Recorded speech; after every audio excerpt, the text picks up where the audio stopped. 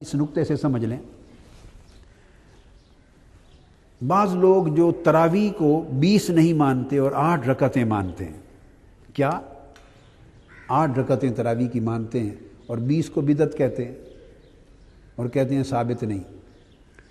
اب 8 رکعتیں تراویح، کیا ایک بات یاد رکھ لیں، کسی حدیث صحیح سے 8 رکعت تراویح سرے سے ثابت نہیں ہے، نہ صحیح سے نہ ضعیف سے۔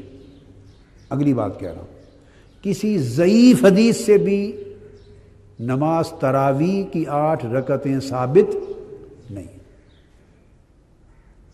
بات کو سمجھ گئے؟ اب وہ بنیاد جو بنیادیں ہیں، سب سے بڑی جو ٹھوس دلیل ان کے پاس ہے وہ صحیح بخاری کی ایک حدیث ہے، جس کو امام بخاری کتاب رمضان میں لائے ہیں۔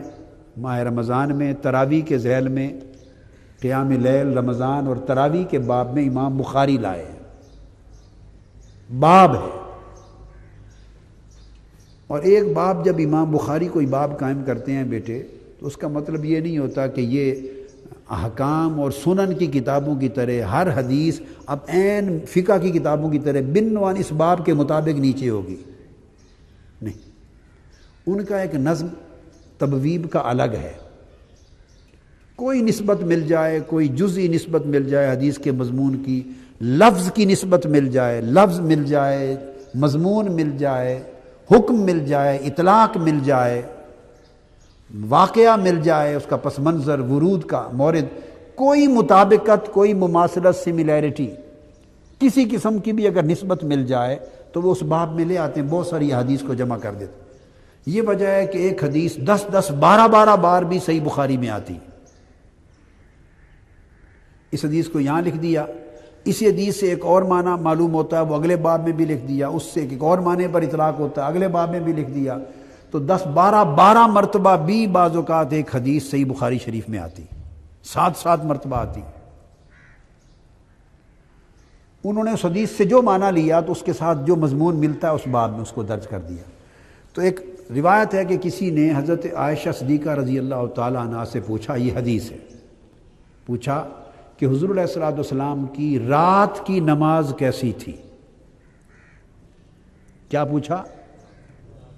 آپ کا قیام اللیل، رات کا قیام کیسا تھا، کتنی نماز پڑھتے تھے، کیسے پڑھتے تھے؟ سوال کرنے نے، یہ بات ذہن میں رکھ لیں بیٹے، نوٹ لکھ لیں، آپ کو یہ کام آئے گی۔ سوال کرنے والے نے صلاۃ التراویح کا پوچھا ہی نہیں ہے، یہ بات بنیادی۔ سائل نے اپنا سوال صلاۃ التراویح کے بارے میں بولیے پوچھا ہی نہیں ہے، انہوں نے تو رات کی نماز کا پوچھا ہے، انہوں نے تو صلاۃ تہجد کا پوچھا ہے حضور علیہ الصلوۃ والسلام کے بارے میں، رات کا قیام کیسا تھا۔ تو وہ بیان چلا آ رہا ہے، تو وہ پھر حضور کے تہجد کے لیے انہوں نے پوچھا، سوال یہ کیا، انہ سأل عائشہ رضی اللہ تعالی عنہا کیف کانت صلاۃ رسول اللہ صلی اللہ علیہ وسلم فی رمضان۔ یہ میں آگے آپ کو بتاؤں گا کہ پھر رمضان میں حضور علیہ الصلوۃ والسلام کی نماز کیسے ہوتی تھی، نماز تہجد۔ حضرت عائشہ صدیقہ رضی اللہ عنہ، نماز تہجد کیسے معلوم ہوا وہ بتاتا ہوں۔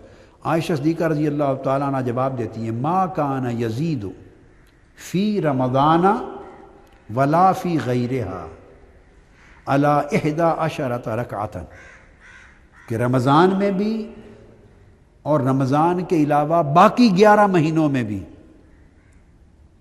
حضور علیہ الصلوۃ والسلام پورے سال کے کسی مہینے میں بھی 11 رکعتوں سے زیادہ نہیں پڑھتے تھے۔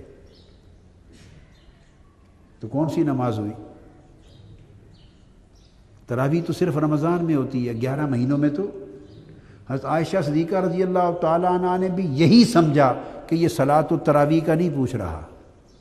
اگر وہ سوال سائل کی بات سے یہ سمجھتی کہ یہ نماز تراویح کا پوچھ رہا ہے تو ولا فی غیرہا بولیے نہ فرماتی، چونکہ صلاۃ التراویح تو غیرہا میں ہے ہی نہیں، غیر رمضان میں، رمضان کے علاوہ باقی 11 مہینوں میں تو ہوتی ہی نہیں ہے۔ پھر وہ یہ نہ کہتی کہ فی رمضان ولا فی غیرہا، اس کا مطلب ہے وہ ایک ایسی نماز کی رکعتیں بتا رہی ہیں جو نماز رمضان میں بھی راتوں کو پڑھی جاتی ہے اور غیر رمضان باقی 11 مہینوں میں بھی پڑھی جاتی ہے اور وہ صرف صلاۃ التہجد ہے۔ یہ جواب دیا، پھر 4 پڑھتی، پھر 4، اور پھر اس کے بعد آگے وطروں کا ذکر ہے سارا۔ اب یہ جو میں بتانا چاہتا ہوں، امام بخاری نے یہ حدیث، اب حدیث کے متن میں تو سرے سے تراویح کا ذکر ہی نہیں، نہ سوال میں، اور جواب نے تو تصریح کر دی ہے، جواب نے تو تصریح کر دی ہے کہ یہ ہے ہی وہ نماز جو پورا سال پڑھی جاتی، وہ تہجد ہے۔ امام بخاری نے کیا کیا، اب بعض لوگوں نے اس کو تراویح بلا وجہ اس لیے سمجھ لیا کہ امام بخاری نے اس حدیث کو درج کیا ہے کتاب صلاۃ التراویح کے تحت، چونکہ انہوں نے کتاب صلاۃ التراویح کے تحت درج کیا ہے، انہوں نے بلا وجہ اس حدیث کا اطلاق نماز تراویح پہ کر دیا، جبکہ سمجھ لیں کہ اس کتاب اس عنوان کے تحت درج کرنا یہ تو حدیث نہیں ہے، یہ تو امام بخاری کا فہم ہے۔ اور وہ وجہ کیا ہے کہ چونکہ تہجد رمضان میں بھی پڑھی جاتی ہے اور غیر رمضان میں بھی پڑھی جاتی ہے، سوال اسی کا تھا ذہن میں ان کے پوچھنے والے کہ یہ تھا کہ کہیں جب رمضان آ جاتا ہے اور رمضان میں تراویح شروع ہو جاتی ہے تو کیا نماز تراویح کی وجہ سے تہجد ختم تو نہیں کر دیتے تھے؟ کہ یہ تو نہیں تھا کہ تراویح آ گئی تو پھر تہجد قیام اللیل نہ کرتے ہوں یا کم کر دیتے ہوں؟ پوچھنے والے کا مقصد ذہن میں یہ تھا، تو اس پر انہوں نے جواب دیا کہ وہ 11 ہی پڑھتے تھے اور اس سے زائد نہیں کرتے تھے۔ اب امام بخاری نے یہ دے دیا اس کو صلاۃ التراویح کے باب کے تحت۔ اب اگر امام بخاری کا باب قائم کرنا ہی حجت ہے تو میں جو بات سمجھانا چاہتا ہوں، امام مسلم کی طرف آ جائیے۔ امام مسلم نے پوری کتاب رمضان اور صلاۃ التراویح کی کتاب قائم کی ہے صحیح مسلم میں، اور ساری کتاب و صلاۃ التراویح میں امام مسلم یہ حدیث نہیں لائے۔ یہ بات خاص نوٹ کرنے والی۔ کیا مطلب ہے کہ امام بخاری کا جو نظم ہے ابواب کا، وہ امام بخاری سے امام مسلم کا بہتر ہے۔ امام بخاری کے ہاں ایک ہی حدیث 10 12 جگہ منتشر ہو جاتی ہے، چونکہ جو باب بندی ہے وہ موضوع اور مضمون کے اعتبار سے اس میں سختی نہیں ہے، کئی چیزیں ادھر، کئی چیزیں ادھر، کئی چیزیں ادھر آ جاتی ہیں، جو نسبت مل گئی کر دیتے ہیں۔ امام مسلم کے ہاں تبویب ہے، جامعات میں، جامع میں، سنن تو پھر احکام آ جاتی ہیں۔ امام مسلم جیسا نظم باب بندی میں کسی کتاب کا نہیں ہے، وہ تمام احادیث کو اکٹھا کر دیتے ہیں، ایک ہی مضمون اور ایک ہی جگہ لے آتے ہیں، تمام اسانید کو بھی جمع کر دیتے ہیں، تمام طرق کو جمع کر دیتے ہیں، تمام ایک ہی مضمون کی حدیث کو ایک یکجا کر دیتے ہیں، اور تبویب کا نظم ان کا اچھا ہے۔ اب امام مسلم بھی امام بخاری کے ساتھ ہیں۔ میں 2 باتیں بتانا چاہتا ہوں۔ امام مسلم پوری کی پوری آپ کتاب رمضان اور اس میں قیام اللیل رمضان کا، اور انہوں نے الگ باب قائم کیا صلاۃ التراویح۔ اب بس آپ نوٹ کر لیں، کتاب صلاۃ التراویح رمضان میں امام مسلم نے باب قائم کیا، اور پوری کتاب میں صلاۃ التراویح کی کتاب میں امام مسلم یہ حدیث نہیں لائے۔ اب یہ بات سمجھ گیا نا؟ یہ پوری سند اور ذمہ داری کے ساتھ لکھ دیں۔ تو اس کا کیا مطلب ہوا کہ امام مسلم کو صلاۃ التراویح کے تحت اس حدیث کو لانے پر اختلاف ہے، انکار ہے، امام مسلم کا انکار ہے اس باب کے تحت یہ حدیث لانا۔ وہ سمجھ رہے ہیں کہ یہ فی رمضان ولا فی غیر ہی ہے، اسے رمضان کے تحت کیوں لایا جائے، تراویح کے تحت کیوں لایا جائے، یہ تو نماز تہجد ہو رہی ہے۔ میری بات آپ سمجھ گئے نا؟ یہ ہو رہی ہے تہجد کی بات، تو اسے رمضان میں اور تراویح میں کیوں لائیں؟ آپ فالو کر گئے نا؟ تو پہلی بات، امام مسلم اس کو تراویح کے باب میں اور اس کے کتاب میں یہ حدیث لائے ہی نہیں ہے، تو انہوں نے گویا انکار کر دیا ہے اس باب میں اس حدیث کو لانے سے۔ اب کوئی کہہ سکتا ہے، شاید ہی کوئی کہے گا امام مسلم تک یہ پہنچی نہیں روایت، اس لیے نہیں لائے۔ وہ سن لیں، امام مسلم کے پاس بھی یہ حدیث ہے اپنی روایت کے ساتھ، اپنی سند کے ساتھ، اور امام مسلم اس کو کتاب التہجد میں لائے ہیں، رمضان کو نکال کر ختم کر کے پھر قیام کو لائے ہیں باب صلاۃ اللیل میں، باب صلاۃ اللیل میں، نفلی نمازوں کا جب بیان شروع کیتا ہے نا، باب صلاۃ النافلہ اور قصر الصلاۃ ساری تو کتاب الصلاۃ میں لائے ہیں اور تہجد میں لائے ہیں، وہ کتاب رمضان میں امام مسلم اس کو لائے ہی نہیں ہے۔ یہ باب ہے نمبر 17، باب صلاۃ اللیل و عدد رکعات النبی صلی اللہ علیہ وسلم فی اللیل، رات کی نماز یعنی تہجد کی نماز اور اس کا عدد۔ آپ سمجھ گئے؟ تو امام مسلم نے کیا کیا، پورا اشکال رفع کر دیا۔ جتنی حدیثیں 11 رکعتوں کے پڑھنے کی تھی، امام مسلم نے اس باب میں یہ تہجد کی نماز ہے اور اس کی رکعتیں، ان کو اکٹھا ایک باب میں جمع کر دیا۔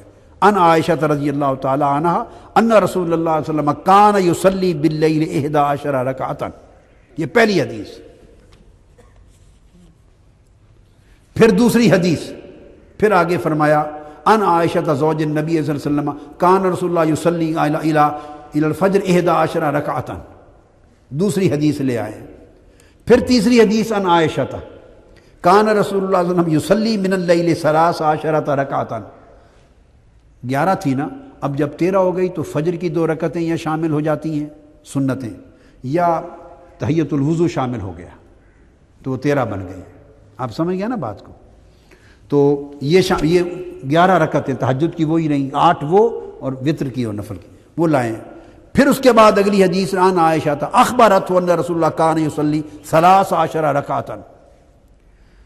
اب یہ تمام حدیثیں جمع کر کے پھر وہ جو حدیث امام بخاری لائے تھے اس کو امام مسلم نے روایت کیا ہے، وہی ان ابی سلمۃ بن عبد الرحمن انہ سأل عائشہ رضی اللہ تعالی عنہا کیف کانت صلاۃ رسول اللہ صلی اللہ علیہ وسلم فی رمضان قالت ما کان رسول اللہ صلی اللہ علیہ وسلم یزید فی رمضان ولا فی غیرہ علی 11 رکعۃ۔ وہ پھر وہ حدیث لے آئے ہیں تہجد میں رات کی 11 رکعتوں کے تحت، اور اس طرح باقی بھی تمام تہجد کی نمازیں، چونکہ فجر کے ساتھ پھر الا فجر کر کے تو ساری روایات، تو کل احادیث انہوں نے رکعت فجر پھر 2 رکعتیں فجر کی جیسے اشرب بیان کر دی۔ تو تہجد کے باب میں قیام اللیل کے تحت تمام حدیث لائے ہیں۔ تو اب بولیے اگر امام بخاری کا صلاۃ التراویح کے باب میں لانے سے اس حدیث کے مضمون کو تراویح پر اطلاق کرنا حجت بن جاتا ہے، تو امام مسلم نے انکار کر دیا، اس باب میں نہیں لائے اور وہ صلاۃ التہجد میں لائے، اس میں حجت کیوں نہیں بنتا؟ وہ ان کا اجتہاد تھا، یہ امام مسلم کا اجتہاد ہے، اور انہوں نے دلیل میں ساری حدیثیں جمع کر دی ہیں کہ تمام کی تمام حدیثیں غیر از رمضان ہیں، جو رمضان سے متعلق نہیں ہیں، اور وہ ساری حدیثیں جب ایک ہی مضمون کی ہیں تو یہ حدیث اس طرف کیسے چلی جائے گی، اسی مضمون سے متعلق ہے۔ تو آپ نے دیکھا کہ باب اور ہے، باب سے انہوں نے پکڑ لیا، مضمون حدیث کو نہیں دیکھا۔ تو اگر وہ سند ہے تو یہ امام مسلم کی میں نے آپ کو سند دی ہے، کہ ایک تو میں نے امام مسلم کا بتایا کہ وہ صلاۃ التراویح میں نہیں لائے، اور دوسرا بتایا کہ قیام اللیل تہجد میں لائے ہیں۔ اب امام بخاری کا آ جائیے، امام بخاری کا اجتہاد بھی وہ صلاۃ التراویح نہیں ہے، امام بخاری نے بھی اس نماز سے مراد صلاۃ التراویح، یہ ان کا بھی اجتہاد نہیں ہے، یہ تو آج کے لوگوں نے خود اجتہاد بنا لیا ہے۔ امام بخاری کا تو ایک انداز ہے، ایک نظم ہے ابواب کا، وہ تو چونکہ رات کی نماز کا پوچھ رہا تھا سائل، اور اس نے پوچھا تھا رمضان میں کیسے پڑھتے تھے، کہ کہیں ایسا تو نہیں کہ ماہ رمضان میں رات کی نماز یعنی تہجد کے معمول اور رکعتوں میں تبدیلی آ جاتی ہو۔ تو چونکہ رمضان کا نام لے لیا سائل نے، تو امام بخاری نے لفظ رمضان کی وجہ سے ادھر ڈال دیا۔ اب اگر امام بخاری اس کو صرف نماز تراویح پر معمول کرتے تو پھر وہیں رکھتے، اب خود امام بخاری اس کو دوسرے مقام پر کتاب التہجد میں بھی لے آئے ہیں۔ آئیے یہ بخاری شریف، اسی بخاری میں امام بخاری خود یہی حدیث کتاب التہجد میں بھی لے آئے ہیں، اور یہاں عنوان کیا تھا وہی قیام النبی صلی اللہ علیہ وسلم باللیل فی رمضان و غیرہ، وہی حدیث کتاب التہجد ہے۔ یہ بخاری کتاب التہجد باب 16 حدیث نمبر 1147 1147، وہی انہ سأل عائشہ رضی اللہ عنہا کیف کانت صلاۃ رسول اللہ صلی اللہ علیہ وسلم فی رمضان فقالت ما کان رسول اللہ صلی اللہ علیہ وسلم یزید فی رمضان ولا فی غیرہ علی 11 رکعۃ۔ میں پوری حدیث اس میں آ گئی۔ تو امام بخاری بھی اس کو کتاب التہجد میں لائے ہیں۔ تو اب اس مسئلے کو یوں ہوگا کہ امام بخاری دو جگہوں پر لائے۔ امام بخاری اس کو رمضان میں صلاۃ التراویح قیام، وہ بھی قیام اللیل کی وجہ سے ادھر بھی لائے اور کتاب التہجد میں بھی لائے، اور امام مسلم وہاں لانے سے انکار کر دیا، صرف کتاب التہجد میں لائے۔ تو پلڑا کس طرف بڑھ گیا ائمہ حدیث کا؟ تہجد پر اس حدیث کا آنا متفق علیہ ہو گیا۔ یہ بات اگلی بتانا چاہوں، اس کا صلاۃ التہجد ہونا یہ بخاری مسلم کا متفق علیہ ہو گیا۔ آپ میری بات سمجھ گئے؟ اور اس کا رمضان میں صلاۃ التراویح کے تحت ہونا، وہ بھی تراویح مراد نہیں، اس میں صرف روایت کرنے میں امام بخاری تنہا رہ گئے، اس میں تفرد ہوا، اس میں متفق علیہ ہو گئے۔ تو کون سا موقف وزنی ہے جس کے اوپر دونوں کا اتفاق ہوا کہ یہ کتاب التہجد کی بات ہے؟ یہ کتاب التہجد کا لکھ لیا۔ اب آئیے یہ ساتھ میں آپ کو ترمذی شریف بتا دوں۔ یہ جامع ترمذی ہے، تو ترمذی میں بھی امام ترمذی اس کو صرف صلاۃ اللیل میں لائے ہیں، تہجد کے لیے۔ امام ترمذی بھی اس کو صلاۃ اللیل میں لائے ہیں، تہجد کے لیے لائے ہیں۔ باب ما جاء فی فضل صلاۃ اللیل، یہ تہجد کا پورا بیان چلا آ رہا ہے، صلاۃ التہجد کا، نفلی نمازوں کا ہے سارا، یعنی 4 رکعتیں عصر سے پہلے، مغرب کے بعد کی، یہ نفلی نمازوں کا، اور پھر صلاۃ التہجد اس باب میں آئی ہے۔ تو رات کی نماز ہے تو اس میں صلاۃ اللیل کا ذکر کیا، اور صلاۃ اللیل میں وہی حدیث اسی سند کے ساتھ روایت کر دی کہ 11 رکعتیں رمضان میں بھی اور رمضان کے علاوہ پورا سال پڑھتے تھے۔ تو امام ترمذی کا پلڑا بھی، ووٹ بھی کتاب تہجد پہ آ گیا۔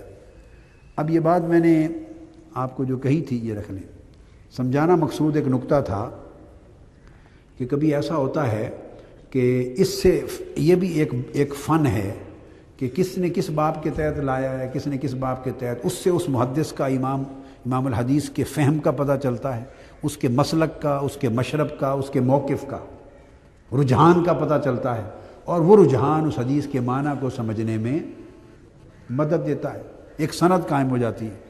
اب اس لیے میں نے یہ سارا پوری بات تفصیل اس لیے کر دی میں نے کہ چلو ایک مسئلہ ہے تو وہ بھی ساتھ ہی بیان ہو جائے گا، آپ کی سمجھ میں آ جائے گا۔